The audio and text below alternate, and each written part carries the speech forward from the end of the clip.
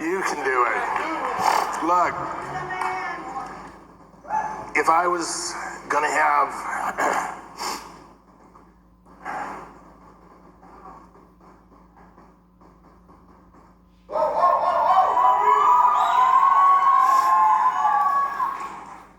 for 16 years, I've talked about something with you guys, and I've really never leveled about it. And today I am going to level with you about it.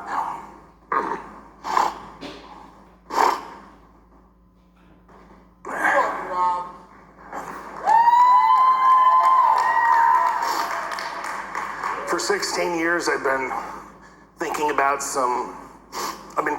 some simple concepts.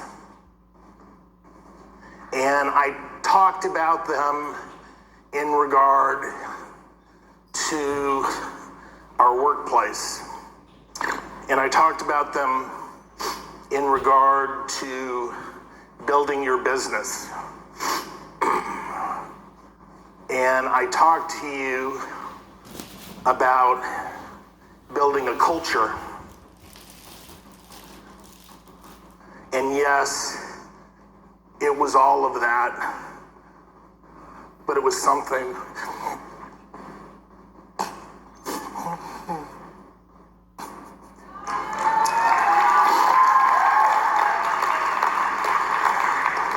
It was something a lot more.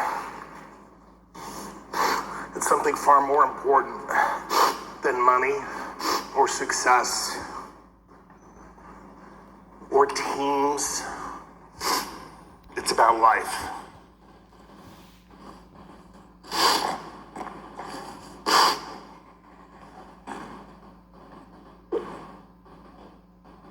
Number one, be transparent. Be who you are. Be proud of who you are. Do not pretend to be that which you are not.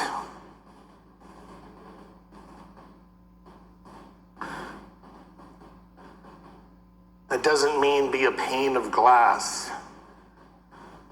It means meet people on authentic terms. Don't mislead. Don't misrepresent. And frankly, for 99% of you, if you simply are who you are,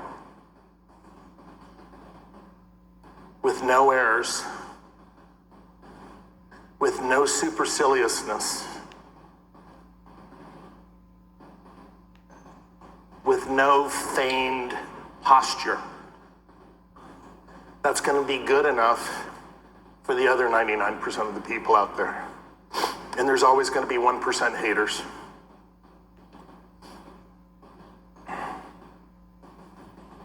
Life is a series of problems.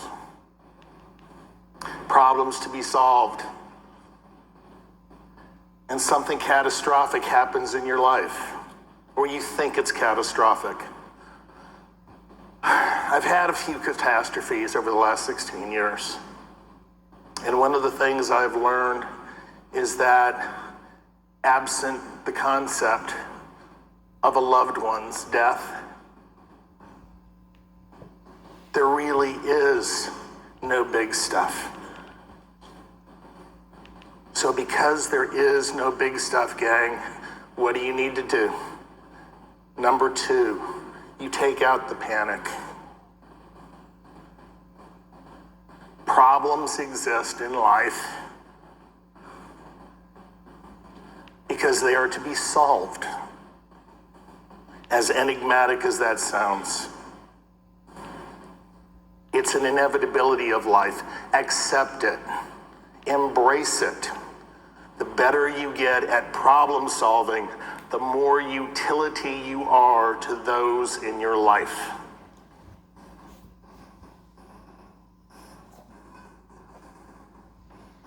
Following on that, step mantra 3, work the problem. Don't let the problem work you. Don't expect others to fix the problem for you.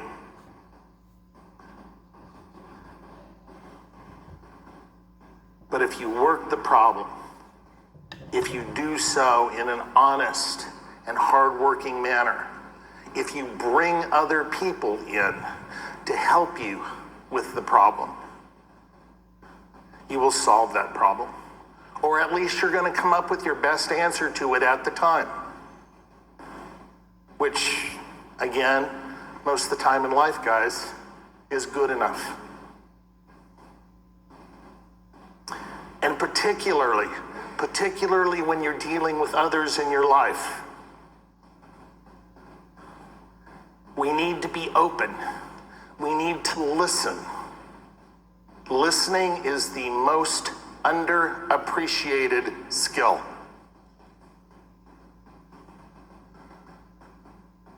And if you listen, and if you're not prideful, we're all prideful to some degree. I'm arrogant to a degree. But I always want a better idea than something I have conjured, unless mine is the best idea. And that's why best idea wins.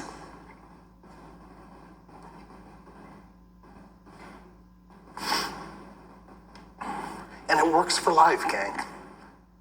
Those 4 steps alone work for life. Whether you're in the workplace, whether you're building your teams, whether you're interacting with your family and your kids and your parents, those 4 steps literally are all it takes.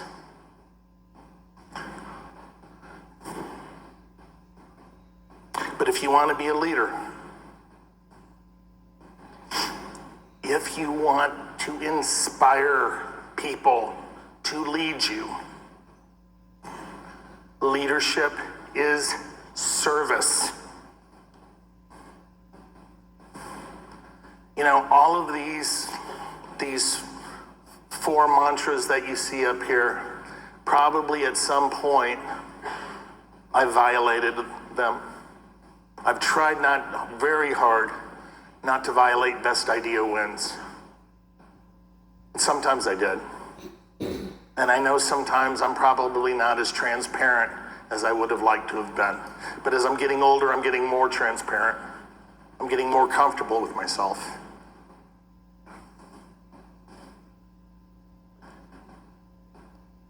All of those are necessary if you want people to follow you. But if you really want people to follow you,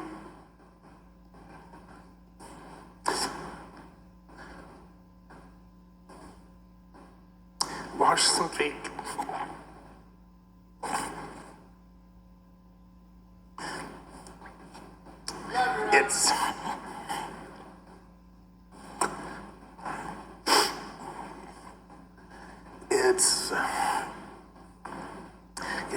It's been the greatest honor of my last 16 years to work for you guys. I wake up literally every morning, whether it's Kynect or it's my family or my various kids. I wake up every morning thinking about what I need to do for others. And ultimately, gang, whether it's in the workplace or whether it's in your teams,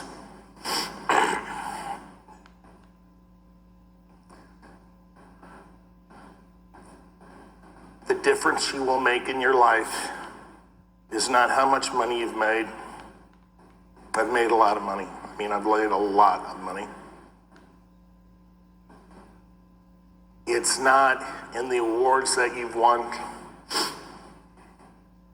And I could frankly give a crap if I win any other awards. It's the impact you have on people's lives.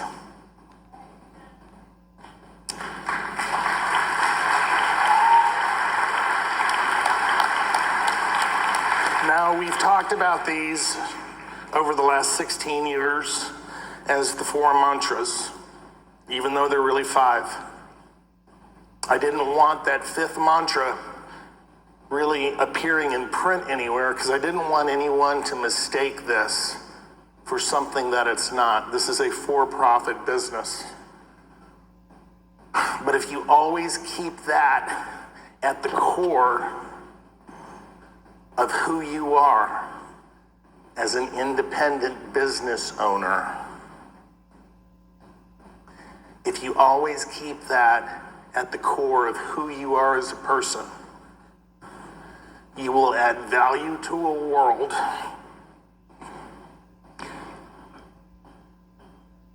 that is very much in need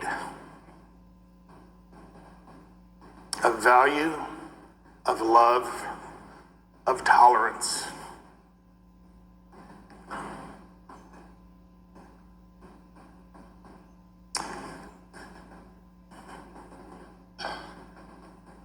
And that's why today we're having a little bit advanced leadership.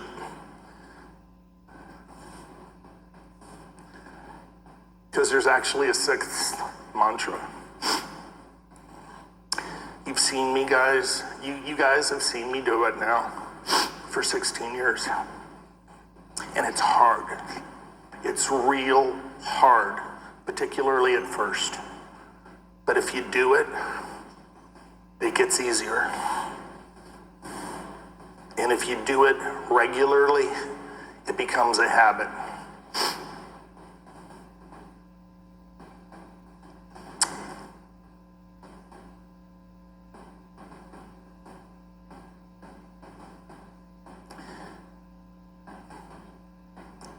And I didn't make it up.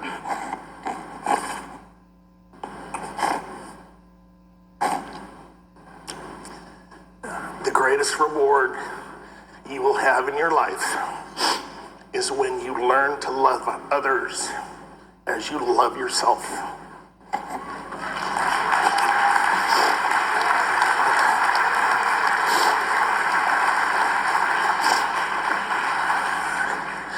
And I love what I've been able to do here over the last 16 years. I've loved getting to know each and every one of you that I've gotten to know. And to set the record straight, I have 0 qualms about this transition. You guys are going to flourish. And that was the whole intent of the deal. Thank you. You're welcome.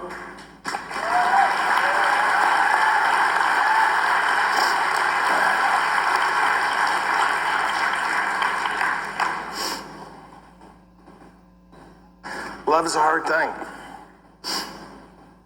Isn't it weird? Isn't it weird that we use we've got what, 20 different words? The Eskimos have 20 different words for snow. And we got 1 word for love. And there's so many different aspects to it.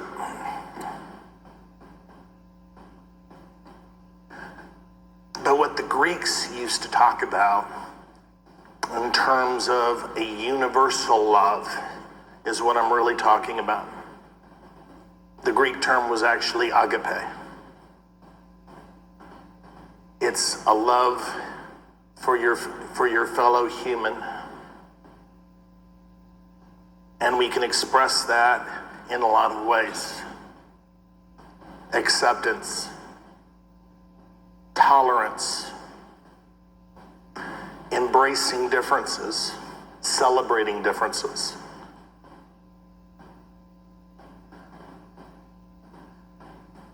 Judging people by the content of their character.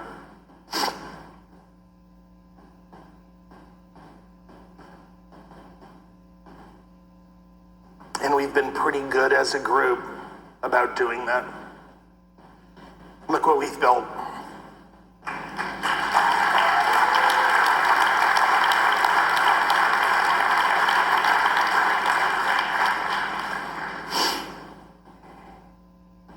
want to thank a couple of people. Look, I want to thank everybody, but I've only got so long up here today before I have a complete meltdown. First of all, I want to thank Pierre. How it all started out is I had this idea. I went to Pierre. I did not trust Pierre for the first 8 years that I knew him. Swear to God, I refused to believe anybody was that nice. And I told Pierre, look, I got this idea. He was really kind of the catalyst for the idea. And I said, I don't know jack about startup companies. Will you do this with me? And he said, yeah, I'm in. It was literally pretty much like that. He's been my partner in this for 16 years. And in that same connection,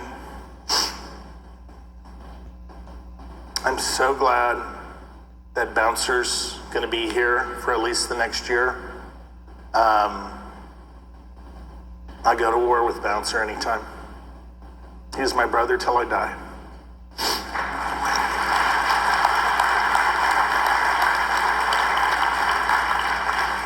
I want to thank, particularly, because we've spent so much time on the road together, I want to thank Adrian.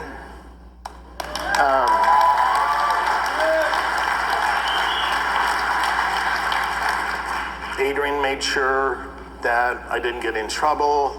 When I go on the road, you guys don't know this, but the corporate team kind of knows to check up after me because I tend to Hansel and Gretel things everywhere where I, leaving my possessions as breadcrumbs wherever I've gone. And they not only kept me organized, but Adrian in particular has been my confidant. He's been my travel companion. I can't say enough about the young man. I want to thank all of the connectors here today who have placed their faith in us.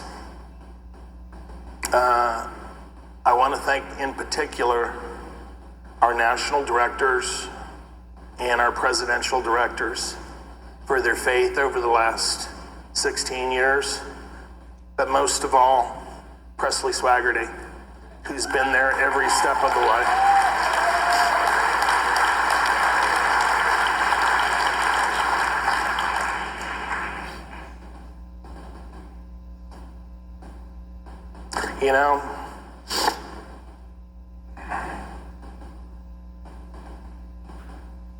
Just about everything you want to know or need to know about the concept that I've discussed here today. If you go to Paul's first letter to the early church in Corinth, chapter 13, there's a number of passages in there that are very well known, just not only in a religious context, but culturally. But Paul talks about, at the end of the day, I'm going to digress here a little. A lot of people don't understand what Paul was addressing in chapter 13. And the early church in Corinth, to make a long story short, a lot of the leaders in the early church there in Corinth were, trying to out spiritual the other. They were trying to show by manifestations as to who was holier than who was closer to God. And Paul wrote that chapter in particular to let them know that they're looking at the wrong stuff. And what he said, ultimately, what was important was faith, hope, and love.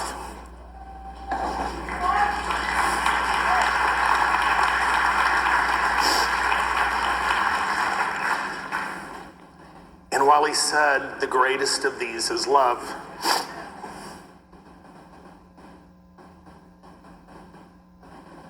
I think our world depends on hope. People start new ventures because of hope. People attempt to make better lives for their families because of hope. Hope is what gives us our progress in society. Hope is what builds culture.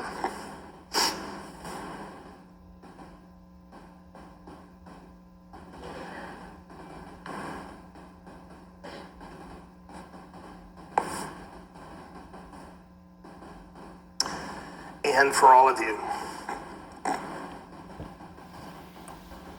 for everyone who has been with us through the years and the battles and the struggles and the ups and the downs and the highs and the lows, I hope that you find the years ahead as rich and fulfilling and as wonderful as mine have been.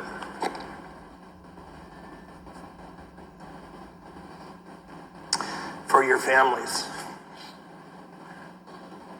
I hope they follow your example, and I hope that they bring entrepreneurism back big time in a country where we seem to have forgotten about the American dream.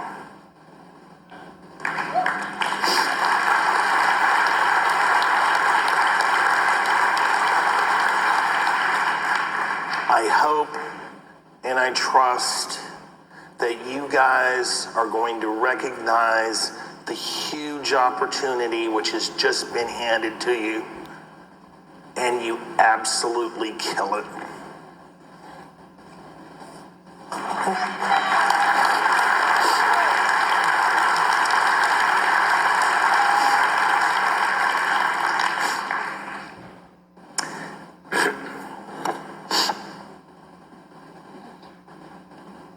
And for each of you here today,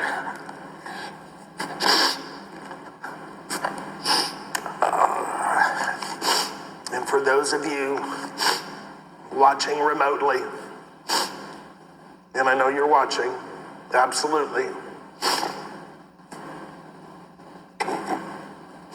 I hope